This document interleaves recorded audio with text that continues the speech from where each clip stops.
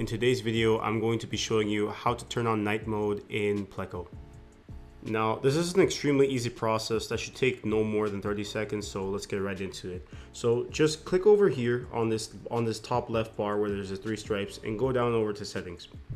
Once you're on the settings, it's as simple as going over to where it says colors and going over here to where it says enable night mode or ignore ignore system dark mode. Now, what I recommend is that you turn on this check, ignore system dark mode, just so that there's no conflicts between your phone and the application. But I also recommend that you check out the other settings on this page. Now, what you came for is this. As you can see, this is how you turn on and off night mode. Yeah, I mean, I hope you found this video useful. I hope this helps you.